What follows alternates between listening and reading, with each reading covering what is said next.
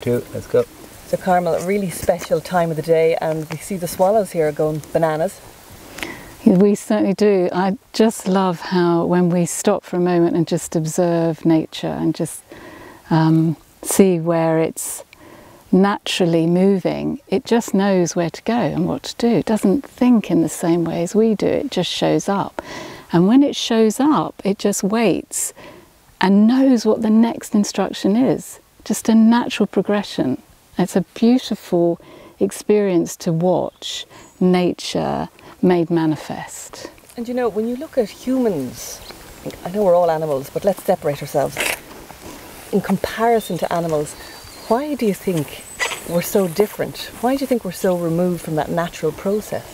I think fear is the biggest driver. So fear, unfortunately, closes us down. And trust opens us up. So animals have an innate ability to trust, but they also know about fear, but it isn't the underlying constant for them, but it is for us. It seems to be that we live in a world now where we're always looking over our shoulder, we're always waiting, and we are bombarded by fear constantly in the newspapers, on the television.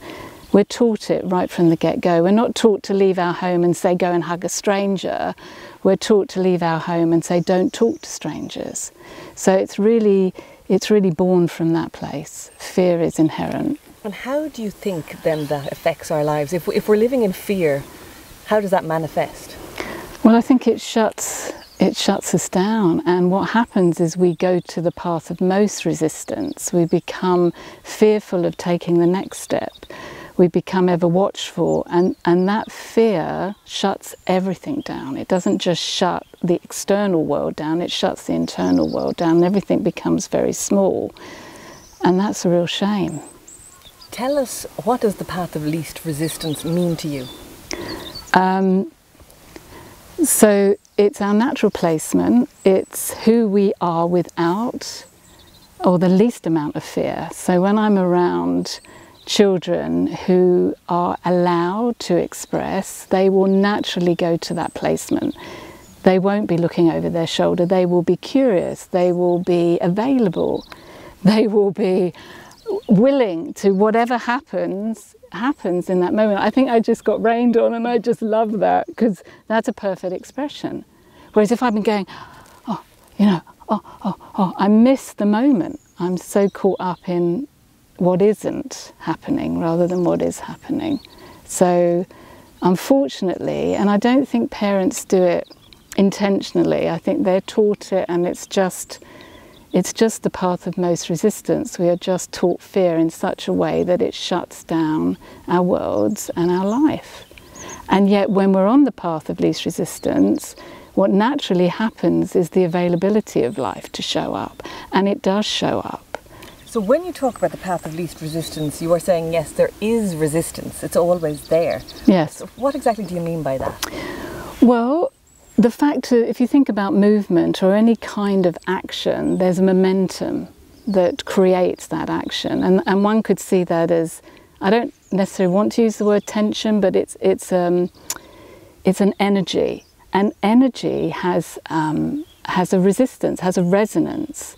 So it needs that resistance to be born. So even when we're born, we know when to rub up and feel the shape, and everything's kind of meeting and working in alignment with it, with itself and with each other. So if we were in a place of no resistance, there would be nothing, the absolute. So in this realm, at the moment, it's the nearest we get to it is the path of least resistance.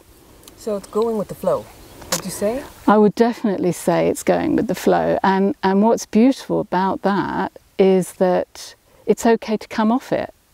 So a lot of people get really stressed, oh, I'm not in the flow. And of course, that's another resistance. So what we do is we just notice that we've come off it. And we say, okay, now this. And noticing that moves us into the path of least resistance again. I just was shown jumping out of an aeroplane. Now, if I'm in the path of least resistance, I'm just going to allow whatever happens. I'm going to know when to pull the cord. I'm just going to trust it. It's like I don't really need to think, I just need to show up. However, if I'm in the path of most resistance, I'm not going to see what's happening. I'm going to miss everything. And the probability is the tension is going to create the very thing I don't want to have happen. Okay, now we're going to move on to the golden ratio, because this can sound kind of highfalutin to anybody who hasn't come by it. So in your most simple, simplistic terms, what is the golden ratio? So for me, golden ratio shows up in nature. Again, it's the pure expression of the path of least resistance. So what do I mean by that? Well, again, nature just inherently knows how to show up from this placement. So it would take the path. A river doesn't flow in a straight line. It flows in a movement, in a resonance, in a shape. And the golden ratio is, in my experience, is pure beauty personified. It's just a natural expression of beauty. And it shows up in our universe. It shows up in our most prolific and beautiful architecture, and it's like a wisdom, it's a magical wisdom that we inherently know. Even in our DNA it shows up. And I don't separate the path of least resistance from the golden ratio. I actually see them as synonymous. So I use the term the path of least resistance as a way of explaining the golden ratio. So for anybody who might be listening, who may be full of fear or conforming to how society wants them to live, yes, and ticking all the boxes and believing they're doing the right thing, yes, but yet feels anxiety and fear and, you know, what's tomorrow going to bring? Yes. How am I going to keep all this, paying all these bills and keep everything turning? How would they ever apply the path of least resistance? Do they have to jump off the carousel? It's a really good question. I think so I don't think it's something that you say, oh, this is how it is now. Right, I have to do this now. That's not the path of least resistance. That again is the path of most resistance. It's in the moment that it happens. So if I notice I'm jumping out of an aeroplane and I'm tight, in that moment I have a choice to continue or to release and allow. So the first step I would say is show up. Show up in the moment. Now what do I mean? Well, just notice that you're in fear. And the minute we notice we're in fear, a separation happens, an observing position takes place. And from that placement, I can say, well, is worrying about the bills going to change it? Probably not. Or in that creative opening, sometimes something else will manifest. All I know is if I'm like this, that is the vision I will continue to see. And if I'm like this, I will get the view far more expansive. And in that expansion, and I always say to people, please don't take my word for this. You have to show up to experience it.